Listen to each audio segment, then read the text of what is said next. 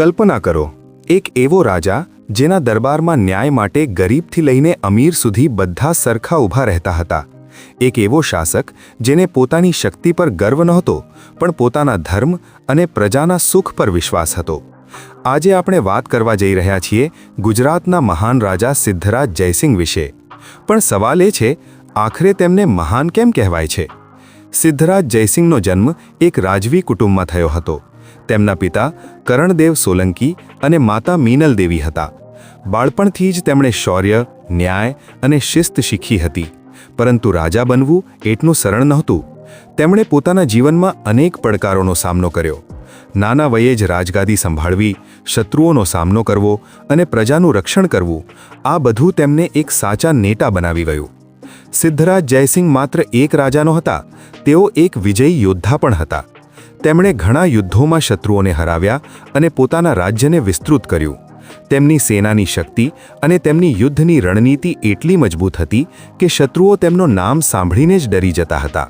પરંતુ ખાસ વાત એ હતી કે તેમણે ક્યારેય યુદ્ધને અહંકાર માટે નથી લડ્યા, પરંતુ પોતાના રાજ્ય અને પ્રજાની સુરક્ષા માટે લડ્યા. સિદ્ધરાજ જયસિંહની સૌથી મોટી ઓળખ શું હતી? તેમનો ન્યાય.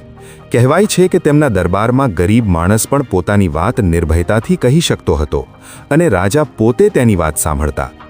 એકવાર એક સામાન્ય પ્રજાજન પોતાના હક માટે દરબારમાં આવ્યો અને રાજાએ પોતાના નજીકના માણસને પણ દોષી ઠેરવ્યો. આ બતાવે છે કે તેમના માટે સત્ય અને ન્યાય સૌથી ઉપર હતા. સિદ્ધરાજ જયસિંહના સમયમાં ગુજરાતનો વિકાસ ખૂબ જ થયો. તેમણે અનેક મંદિરો, તળાવો અને શૈક્ષણિક સંસ્થાઓ બનાવડાવ્યા. તેમની રાજધાની પાટણ તે સમયમાં એક સમૃદ્ધ અને વિકસિત શહેર બની ગયું હતું. સાહિત્ય, કલા અને સંસ્કૃતિને પણ તેમણે ખૂબ પ્રોત્સાહન આપ્યું. તેમના દરબારમાં વિદ્વાનો અને કવિઓને સન્માન મળતું હતું. એક મહાન રાજા બનવા માટે શું જોઈએ? શક્તિ, સંપત્તિ, સેનાની તાકાત. સિદ્ધરાજ જયસિંહ પાસે આ બધું હતું, પણ તેમને ખરેખર મહાન બનાવતા હતા તેમના ગુણ.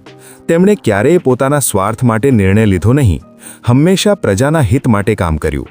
પરંતુ સૌથી મોટી વાત શું છે જાણો છો? સિદ્ધરાજ જયસિંહે માત્ર એક રાજ્ય નહીં બનાવ્યું, તેમણે એક એવી પ્રજા બનાવી જેને પોતાના રાજા પર ગર્વ હતો. એક એવો રાજા જેનું નામ આજે પણ ઇતિહાસમાં સન્માનથી લેવામાં આવે છે.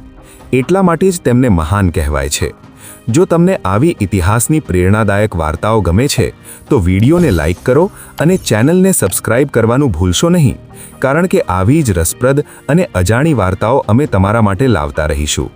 મહાનતા શક્તિમાં નહીં, પણ સચ્ચાઈ અને ન્યાયમાં હોય છે.